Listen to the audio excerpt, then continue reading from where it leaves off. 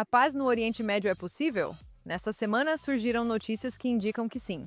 Embora pareça mais uma história sobre petróleo, trata-se de algo muito mais importante que um simples anúncio financeiro. Uma mudança está chegando ao Oriente Médio sem relação com o Irã. Eu sou Mirak Shon, da JNS TV, vamos ao ponto. Então, em 1º de maio de 2026, os Emirados Árabes Unidos se retiraram oficialmente da OPEP após 59 anos de participação. Isso é enorme. Para entender o motivo, precisamos começar do início, pois a OPEP é uma organização conhecida, mas pouco compreendida por muitos. OPEP significa Organização dos Países Exportadores de Petróleo. Ela foi fundada em 1960 por 5 membros: Iraque, Irã, Kuwait, Arábia Saudita e, notavelmente, Venezuela.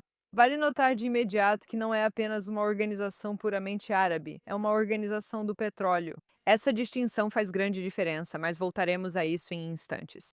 O objetivo declarado oficialmente da OPEP é a coordenação e unificação das políticas de petróleo dos países membros e a definição das melhores formas de proteger seus interesses individuais e coletivos. O que, em termos simples, significa que decidimos juntos quanto petróleo cada um de nós vai produzir, assim podemos controlar o preço global de uma forma que nos beneficie, ou seja, os países da OPEP. Como isso funciona? Bem, o petróleo é o que os economistas chamam de commodity, um material que é basicamente o mesmo onde quer que você o compre, como trigo ou ouro.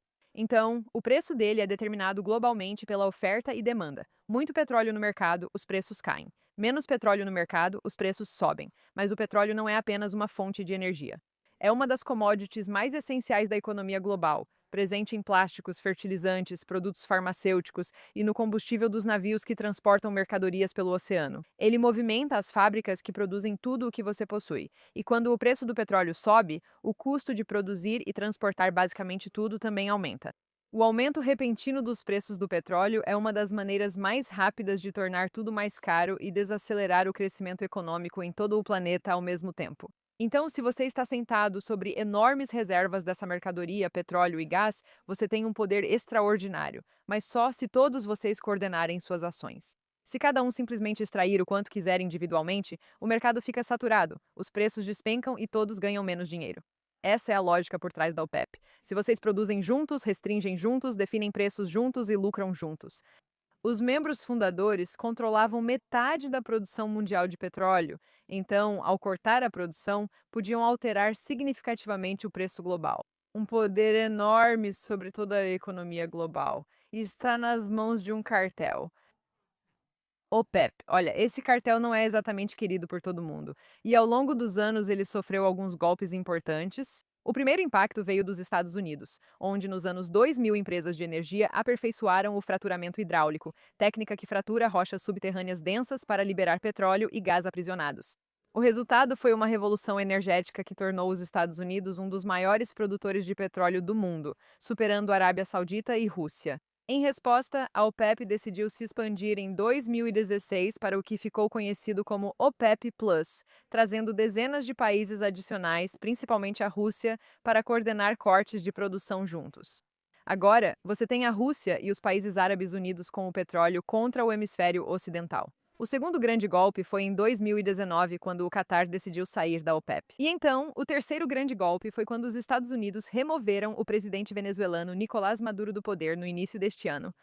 A Venezuela é um dos 5 fundadores da OPEP e tem as maiores reservas comprovadas de petróleo do mundo. A Venezuela, agora mais alinhada com Washington, gradualmente representa uma ameaça de longo prazo à coordenação de produção entre Arábia Saudita e Rússia, que há uma década define o mercado global de petróleo. Quando os Emirados Árabes Unidos saíram nesta semana, a OPEP já era uma organização sob ataque por 3 frentes ao mesmo tempo. A saída dos Emirados Árabes Unidos pode não ser o início do fim da OPEP, mas sim o fim definitivo. E não são apenas eles agindo sozinhos. Ao analisar as ações dos Estados Unidos no mercado global de petróleo, percebe-se sua grande influência, já que o país é o maior produtor mundial e aprofundou sua influência sobre a Venezuela. Agora, um de seus principais aliados árabes, os Emirados Árabes Unidos, deixou a OPEP para alinhar sua produção aos interesses econômicos dos Estados Unidos. Emirados Árabes Unidos, EAU. Eles se retiraram da OPEP. O que você acha disso? Estados Unidos, Emirados Árabes Unidos e Venezuela juntos já superam em produção e reservas de petróleo todos os demais membros da OPEP. Não vamos fingir que existe uma divisão precisa entre a Rússia e a Arábia Saudita agora e os Emirados Árabes Unidos e o Ocidente, mas algo realmente sério está mudando. O mercado continua volátil e profundamente interligado. Pela primeira vez desde os anos 1960, as tendências estão se afastando desse cartel que controla os preços do petróleo e avançando para uma ordem energética mais alinhada ao Ocidente. Essa mudança é significativa, mesmo que leve anos para se concretizar. Mas, para entender por que isso é importante, você também precisa saber que a OPEP sempre foi vista como uma organização econômica. A maioria dos termos usados até agora foi financeira. Mas desde muito, muito cedo, ela foi realmente usada como uma arma política. E os dois exemplos mais consequentes disso foram ambos usados para minar os interesses ocidentais por países que definitivamente não estão alinhados com esses interesses, ou seja, países árabes. Em outubro de 1973, Egito e Síria surpreenderam Israel com um ataque na Guerra do Yom Kippur, o dia mais sagrado judaico, pegando o país desprevenido. O que veio depois foi uma das guerras mais intensas de Israel. Em 3 semanas, Israel cruzou o Canal de Suez, cercou o exército egípcio e mudou o rumo da guerra. A situação foi tão decisiva que Estados Unidos e União Soviética intervieram para negociar um cessar-fogo antes da vitória total de Israel. Israel venceu e os exércitos árabes foram derrotados. Mas os membros árabes da OPEP, Arábia Saudita, Kuwait, Emirados Árabes Unidos, Catar, Líbia, Iraque e Argélia, decidiram que sua resposta à derrota seria uma guerra econômica contra o Ocidente. Eles declararam um embargo de petróleo contra os Estados Unidos, Canadá, Japão, Holanda e Reino Unido, todos países que haviam apoiado Israel, e reduziram a produção em 5% ao mês até que suas exigências políticas fossem atendidas. O resultado foi desastroso. O preço do petróleo quase quadruplicou de repente, e nos Estados Unidos as filas nos postos de gasolina eram enormes. As pessoas aguardavam horas para abastecer em dias alternados conforme o final da placa. A inflação disparou, o crescimento econômico entrou em estagflação, uma combinação de alta inflação e estagnação econômica, e levou anos para as economias ocidentais se recuperarem totalmente. No fim, os árabes não atingiram suas principais demandas políticas, pois países da OPEP mais populosos não podiam seguir cortando a produção por muito tempo. Mesmo após o fim do embargo, os preços do petróleo continuaram altos. A era da energia barata e estável que impulsionou o boom econômico do Ocidente após a guerra chegou ao fim. Isso ocorreu porque a OPEP usou seu poder sobre o petróleo para fins políticos, controlando-o como arma para punir o mundo por Israel ter vencido uma guerra. De várias formas, isso ainda acontece. Em 2022, quando a Rússia invadiu a Ucrânia, e lembre-se, a Rússia faz parte da OPEP+, o Ocidente correu para impor sanções. A OPEP decidiu cortar a produção e manter os preços altos justamente quando o Ocidente precisava de preços baixos para pressionar Moscou e conter a situação. A OPEP funcionou como um mecanismo para minar um objetivo de política externa do Ocidente, assim como fez em 1973. Os interesses políticos e econômicos do cartel sempre foram interligados e nem sempre coincidiram com os do mundo democrático. A falta de alinhamento é um dos motivos para os Emirados Árabes Unidos saírem após 59 anos, já que o relacionamento há muito tempo vem se tornando cada vez mais desconfortável.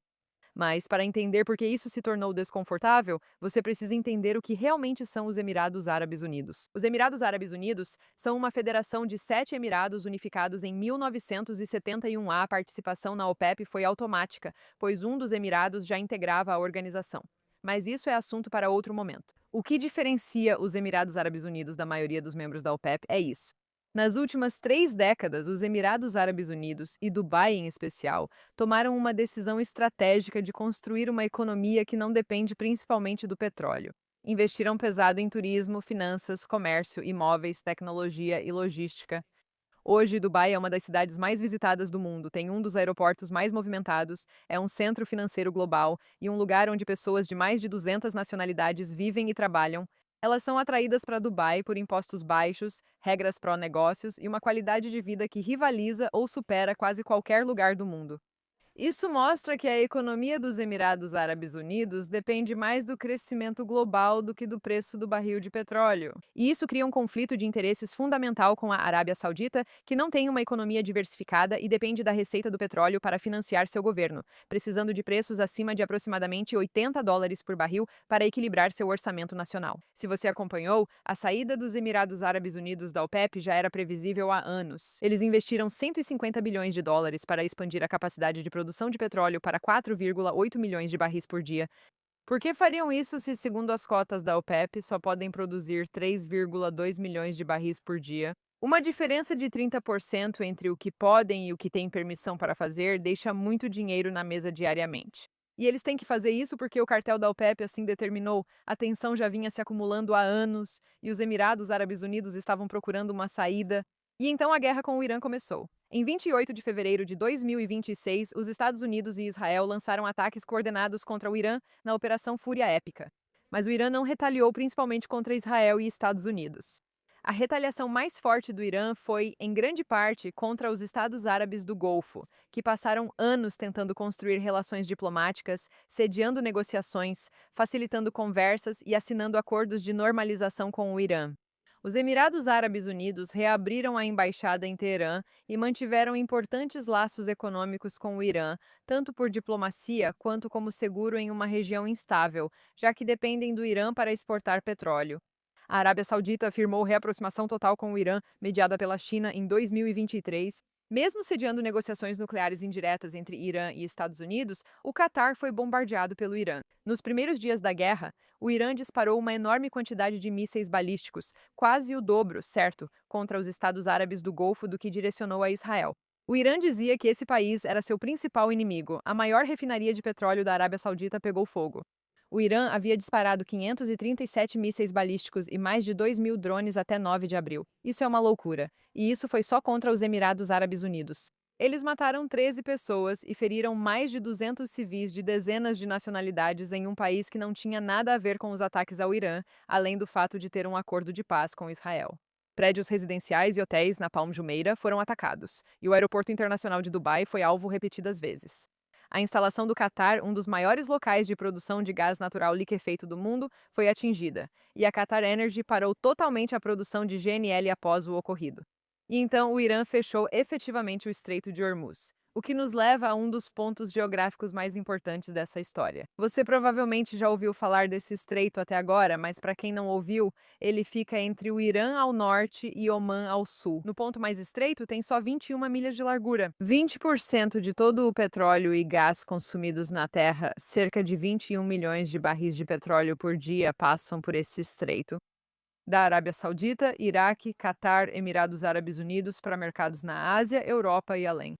Quando o Irã restringiu o movimento no estreito, não o fechou totalmente, mas também não era necessário. Restringiu o suficiente para que os custos de seguro para embarcações disparassem, muitas companhias de navegação redirecionaram completamente suas rotas e o fluxo efetivo de petróleo caiu drasticamente. Os preços do petróleo começaram a subir. Eles chegaram a mais de US$ 110 por barril e os preços da gasolina nos Estados Unidos passaram de US$ 4 por galão, causando impacto na economia global. Os Emirados Árabes Unidos oferecem uma alternativa. Eles vêm construindo um oleoduto no porto de Fagera que fica fora do estreito no Golfo de Omã, mas esse oleoduto só consegue transportar cerca de 1,7 milhão de barris por dia, enquanto a meta é produzir 5 milhões de barris por dia. Os Emirados Árabes Unidos ficaram limitados por dois lados: por um cartel que impedia mais produção e pelo Irã, que agora bloqueia suas rotas de exportação. Problemas que eles já sabiam que estavam por vir. E foi assim, e nesse momento, que tomaram sua decisão. O momento de sair da OPEP agora é até meio inteligente. O estreito ainda está restrito, a guerra ainda está tecnicamente em andamento, os preços continuam oscilando e ninguém vai olhar para os Emirados Árabes Unidos e apontá-los como responsáveis. Mas o que é realmente interessante nisso é que essa não é uma decisão que você toma com base na situação atual, porque não é uma decisão de curto prazo. Na verdade, é uma decisão que você toma acreditando em como a situação estará daqui a 6 meses ou alguns anos. O que eu quero dizer com isso? Os Emirados Árabes Unidos deixarem a OPEP é uma aposta, mas não em um só resultado. Apostam que o controle iraniano do Estreito de Hormuz terminará. E os Emirados Árabes Unidos analisaram os dois caminhos mais plausíveis para esse resultado. Em conclusão, eles estão bem posicionados em ambos. O primeiro caminho é que o controle do Irã sobre o estreito colapse, seja por pressão militar desta guerra, colapso interno ou uma transição de regime. Quando a ameaça acabar, o transporte comercial retornará, os custos do seguro voltarão ao normal e o corredor de Hormuz será reaberto. Nesse cenário, os Emirados Árabes Unidos estão prontos para inundar o mercado imediatamente, sem nenhuma cota da OPEP para segurá-los, e eles realmente podem ajudar a economia a crescer como esperavam. O segundo caminho é um acordo negociado. Mas mesmo assim, se a República Islâmica sobreviver, o mundo começou a perceber. Todos os grandes consumidores de energia do mundo aprenderam uma lição dolorosa. Ter 20% do suprimento global de petróleo depender de um ponto de estrangulamento controlado por uma potência hostil é uma ideia realmente estúpida. Europa, Ásia, Estados Unidos, todos estão buscando alternativas e já estão construindo essas alternativas. Eles vão criar fontes de suprimento que simplesmente não dependem da boa vontade do Irã. Os Emirados Árabes Unidos, com seu terminal já operacional fora do estreito e sua capacidade de produção pronta para aumentar, estão buscando essas alternativas. E eles entendem que isso é algo que vão ter que fazer e que poderão usar. A disposição deles de sair da OPEP mostra que eles acreditam que uma nova era está chegando e pretendem definir como ela será. Isso também é, mais importante ainda, uma declaração geopolítica e não apenas uma decisão econômica. Para entender o que os Emirados Árabes Unidos declaram, observe as escolhas feitas nos últimos 6 anos, pois cada uma se baseia na anterior e todas apontam para o mesmo caminho. Em 2020, os Emirados Árabes Unidos assinaram os Acordos de Abraão, o Acordo de Normalização com Israel. Eles foram o primeiro Estado do Golfo a agir assim, não por pressão dos Estados Unidos, mas por considerarem estratégico para seus interesses nacionais se relacionar com Israel. Acesso à tecnologia, inteligência, defesa israelense e canal direto com Washington, algo único entre Estados árabes. Eles viram Israel como parceiro, não inimigo, e declararam isso publicamente, mesmo sendo impopulares entre vizinhos árabes. Quando o Irã bombardeou, os Emirados Árabes Unidos não recuaram, não pediram desculpas, nem tentaram reconstruir o relacionamento. Eles se fortaleceram em sua posição. 3 meses após o início da guerra, sabemos que Israel forneceu sistemas de defesa aos Emirados Árabes Unidos, que saíram de uma organização da qual o Irã é membro fundador e usada em 1973 para punir o mundo após a vitória de Israel numa guerra. Uma organização cujas cotas limitavam sua economia enquanto o Irã bloqueava suas rotas de exportação. O Irã deveria ser aliado deles. E se a OPEP não está atuando em parceria para coordenar os preços do petróleo, qual é o sentido de estar lá? Os acordos de Abraão, a resposta à agressão iraniana e agora essa saída da OPEP. Essas não são decisões diferentes. Elas representam uma única decisão, repetida de formas distintas, sobre para onde os Emirados Árabes Unidos querem seguir. Em direção aos Estados Unidos, Israel, liberalização econômica e futuro, afastando-se da solidariedade árabe, bloco anti-Israel, influência iraniana e OPEP. Mas essa história tem complicações. Há uma dimensão mais complexa que o olhar otimista não capta totalmente. A saída dos Emirados Árabes Unidos da OPEP marca tanto o distanciamento do Irã quanto uma ruptura clara com a Arábia Saudita. A relação entre esses dois países, pilar da estabilidade do Golfo por décadas, está sob pressão, com ramificações significativas e ainda imprevisíveis. Veja, cada barril extra de petróleo produzido pelos Emirados Árabes Unidos reduz um pouco o preço global, o que prejudica na Arábia Saudita ao dificultar o equilíbrio de seu orçamento.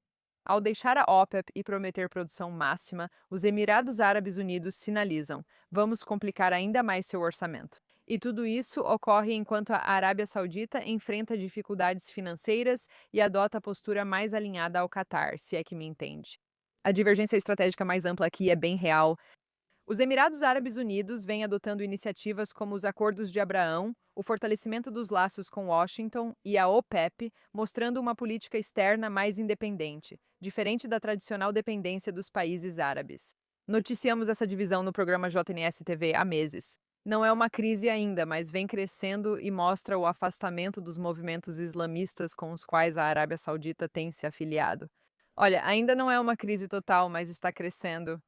E isso é apenas mais um enorme afastamento de um país árabe em relação aos movimentos islamistas com os quais a própria Arábia Saudita tem, aos poucos, se afiliado. Por décadas, o Ocidente, especialmente governos americanos, acreditou que o Oriente Médio era um bloco unido principalmente pela oposição a Israel. Qualquer país árabe que se envolvesse com Israel enfrentaria isolamento político e ostracismo regional.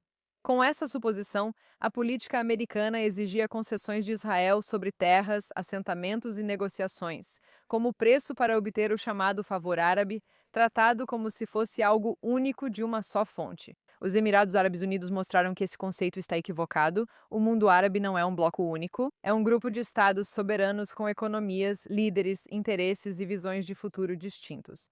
Alguns estados que prosperam, atraem investimentos e constroem algo decidiram que seu futuro está mais ligado a parcerias com Israel e Estados Unidos do que a solidariedade à República Islâmica. Os acordos de Abraão provaram isso. O comportamento dos Emirados Árabes Unidos na guerra com o Irã foi outro exemplo. A saída da OPEP é o terceiro. É a mais estrutural, pois representa um realinhamento fundamental de interesses econômicos, não só um acordo diplomático que governos futuros poderiam reverter.